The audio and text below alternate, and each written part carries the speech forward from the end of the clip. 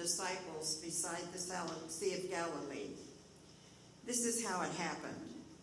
Several of the disciples were there: Simon Peter, Thomas, nicknamed the Twin, Nathanael from Cana in Galilee, the sons of Zebedee, and 2 other disciples. Simon Peter said, "I'm going fishing." "We'll come too," they all said. So they went out in the boat, but they caught nothing all night. At dawn, Jesus was standing on the beach, but the disciples couldn't see who he was. He called out, "Fellows, have you caught any fish?" "No," they replied. Then he said, "Throw out your net on the right side of the boat, and you'll catch some." So they did, and they couldn't haul in the net because there were so many fish in it. Then the disciple Jesus, who loved Jesus, said to Peter, "It's the Lord." When Simon Peter heard that it was the Lord, he put on his tunic, for he had stripped for work, jumping into the water, and headed to the shore. The others stayed with the boat and pulled the loaded net to the shore, for they were only about 100 yards from shore. When they got there, they found breakfast waiting for them: fish cooked over the charcoal fire and some bread. "Bring some of the fish you've caught," Jesus said. So Simon Peter went aboard and dragged the net to the shore. There were 153 large fish, and yet the net hadn't torn. "Now come and have some breakfast," Jesus said. None of the disciples dared to ask him, "Who are you?" They knew it was the Lord. Then Jesus served them the bread and the fish. This was the 3rd time Jesus had appeared to his disciples since he had been raised from the dead. After breakfast, Jesus said to Simon Peter, "Simon, son of John, do you love me more than these?" "Yes, Lord," Peter replied. "You know I love you." "Then feed my lambs," Jesus told him. Jesus repeated the question, "Simon, son of John, do you love me? Then take care of my sheep." A 3rd time he asked him, "Simon, son of John, do you love me?" Peter was hurt that Jesus asked the question a 3rd time. He said, "You know everything, Lord. You know that I love you." Jesus said, "Then feed my sheep. I tell you the truth, when you were young, you were able to do as you liked. You dressed yourself and you went wherever you wanted to go. But when you are old, you will stretch out your hands and others will dress you and take you where you don't want to go." Jesus said this to let them know by what kind of death he would glorify God. Then Jesus told him, "Follow me." Peter turned around and saw behind him the disciple Jesus loved, the one who had leaned over to Jesus during supper and asked, "Lord, who will betray you?" Jesus replied, "If I want him to be received alive, then I will return. What is that of you? As for you, follow me." This is the word of the Lord.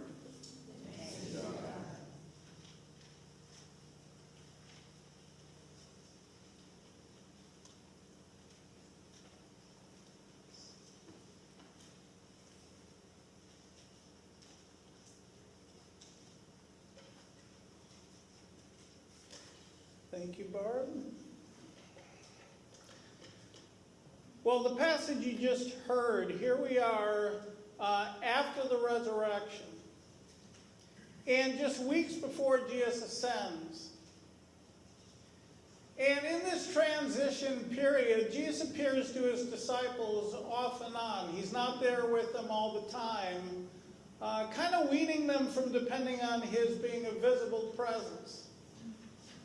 And so they will soon be like us, with no visible presence. And he lovingly appears to them on this day to teach them some lessons that are absolutely vital for their lives. And what he teaches them here is absolutely vital for us as well. In fact, I can't overstate how important this is for our lives, especially as Christians.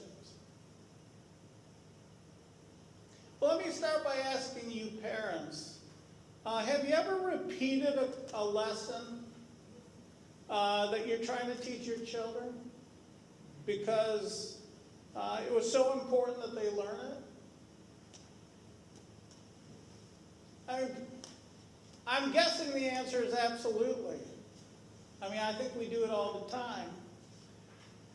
And we do it out of a love for our child because the lesson is so important for their lives. As we look at today's passage, does what happens here remind you of anything the disciples experienced earlier?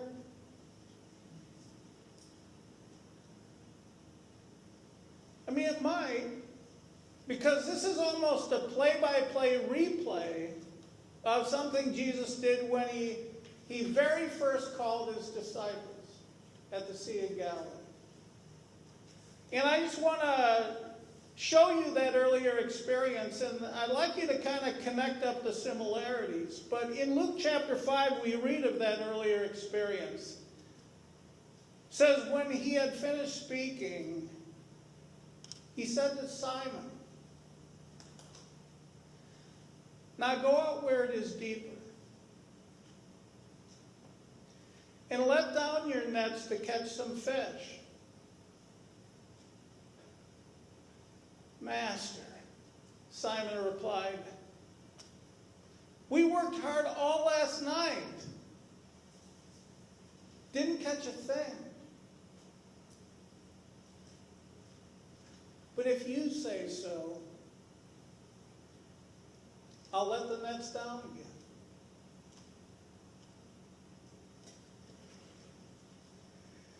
And it says at this time their nets were so full of fish that they began to tear.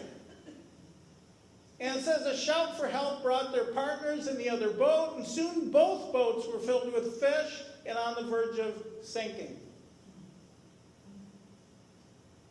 And it says when Simon Peter realized what had happened,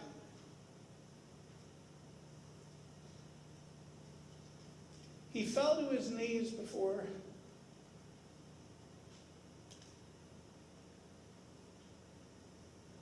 Jesus and said, "Oh Lord, please leave me. I'm such a sinful man." It says, for he was awestruck by the number of fish they had caught, as were the others with him. And it says, as soon as they landed, they left everything and followed Jesus.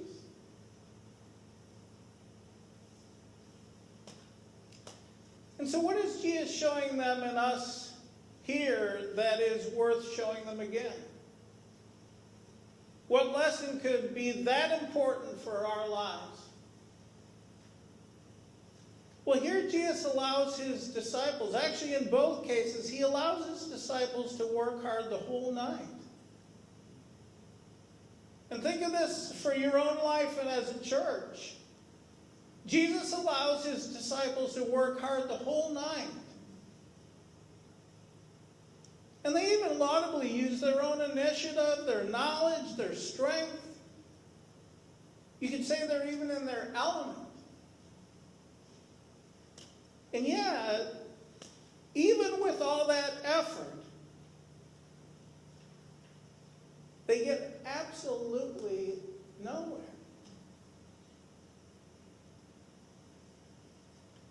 And you would think if anyone would succeed, it would be these men who were fishermen by trade. I mean, they have the knowledge, they have the skills, they have the strength. But it's interesting that they gather not even one single fish. That is rough. That's when you start wondering about retirement. And then Jesus, who in today's passage can't be seen by them, just like he can't be seen by us in our daily tasks, gives them some seemingly oversimple instructions to follow, saying, throw out your net on the right-hand side of the boat, and you'll get some. And when they obey him, the results are almost unbelievable, right? And so what's the lesson for us as Christians, as the church? Here clearly their wisdom and their strength are all completely negated as being unimportant. Because here the gathering of the fish is clearly all Jesus. I mean, it's his plan, his wisdom, his power. He shows them all that all they really need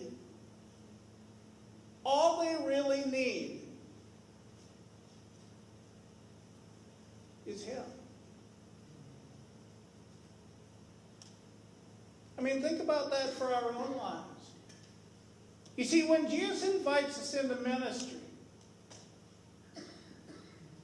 he's inviting us to be part of and experience his work, not our work. That we can actually be part of his life-changing ministry. His first changing our lives. And then other people's lives. And here, Jesus shows his disciples again, all you have to do is rely on me. Follow me. Because I have all you will need. And in love, Jesus invites you to be a part of it. Not to see how great you are, but something so much better, to see, he says, to see my hands at work. I mean, what an invitation.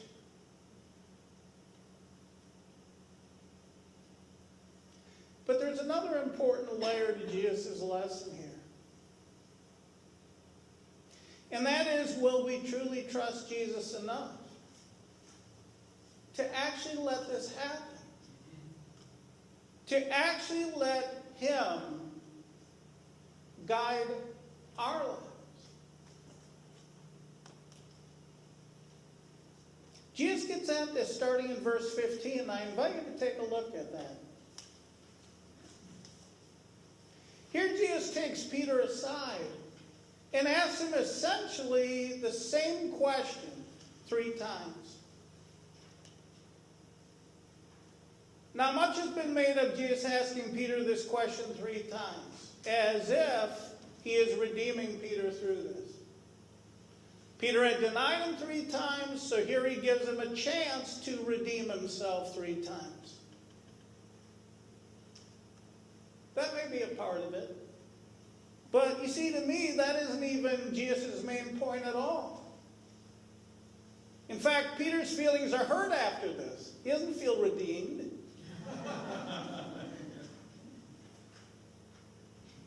And so let's quickly go through this. Because I just want to tell you, this is so important for our lives as Christians. When Jesus asked the first time, Simon, son of John, do you love me more than these? Well, most of us probably know that in Greek, which the New Testament was written in, Jesus uses the agape form of the word love. And agape love is where a person is willing to sacrifice his own interests for the sake of another. Like where Jesus sacrificed his own interests not doing what he wanted, but instead what God wanted him to do. You see, that's agape love. And so here, after the cross and the empty tomb and all that Peter knows about Jesus, Jesus is asking Peter if he trusts and loves him enough to sacrifice his own interests.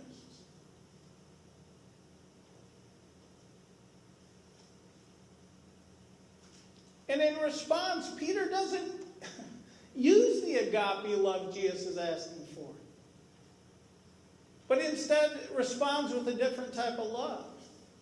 He does not respond with, yes, I have that agape kind of love for you. Instead, he uses the form phileo, saying, yes, I love you like a brother. And so the sacrificing of self is not there.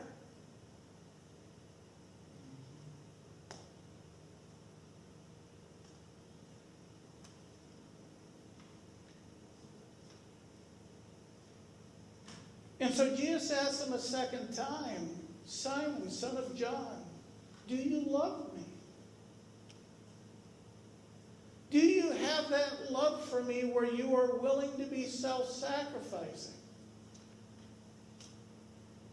And Peter again responds with phileo. Yes, I love you like a brother. And so on the third time, Jesus abandons agape love altogether. And he says, do you even love me as a brother? And it says that this hurt Peter's feelings.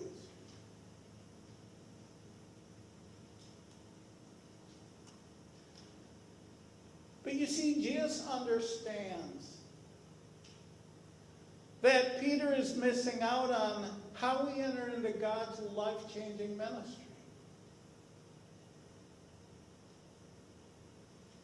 And so Jesus really wants Peter to think about this, because this is key to so much. Think about this for your own lives. Jesus once said, if any of you wants to be my follower, you must give up your own way. Take up your cross and follow me. In other words, it requires that we understand his great love for us to where we are willing to follow him, sacrificing our way for his way.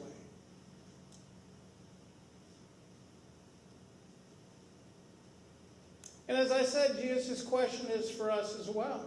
Will we truly trust Jesus and his love for us that we will be willing to sacrifice our way for his way? To be guided by him in our lives. Because you see, that is key to entering his life-changing world. Changing our own lives and other people's lives. It all boils down to following him. And we see this starting in verse 18, if you want to take a look, where Jesus says to Peter, I tell you the truth.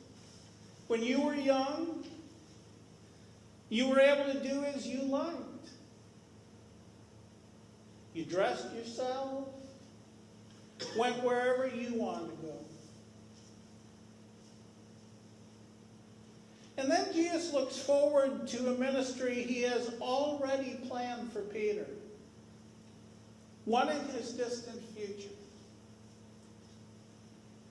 And tells Peter, but when you are old, you will stretch out your hands and others will dress you.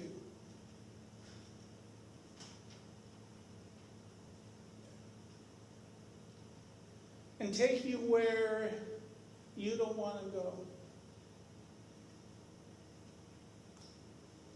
And it says Jesus said this to let him know by what kind of death he would glorify God.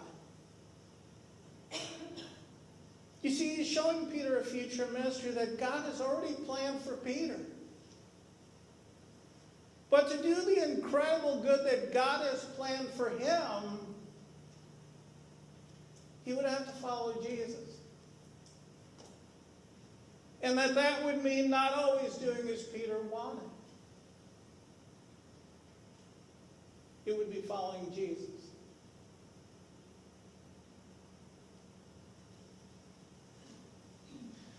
I'll tell you, in my own life, in just reading this passage, I find myself bringing up more and more Jesus' words here in verse 22. And I can just imagine him saying this to me. As for you, follow me.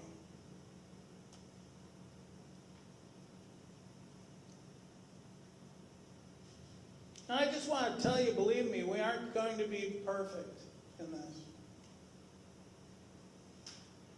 But I'll tell you, in my daily life, I find myself bringing this up, especially with my relationships. Because so often I want to do things my own way. I want to follow my selfish nature. For an example, when someone hurts me deeply, you know what I want? I want to lash out them in anger. Show them what they deserve. That's what I want. And yet I found that it is at those times when Jesus is often ready to do wonderful things with that very situation. But you see, in order to be part of that, what he is going to do in that relationship, I have to subordinate what my sinful nature is telling me. And it's telling me to do what I want.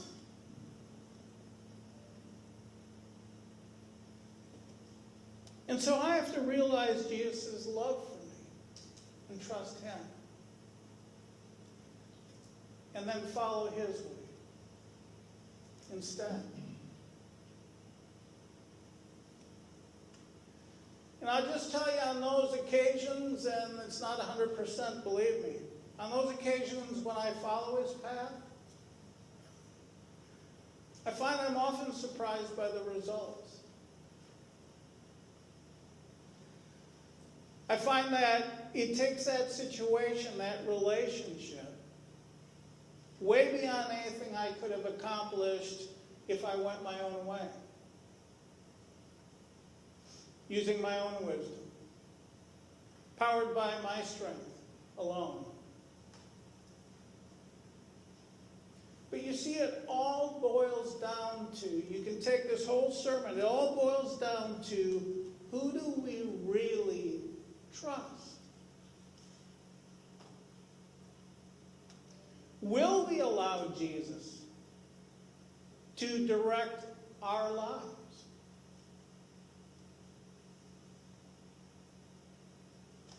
Peter, with the help of the Holy Spirit, did.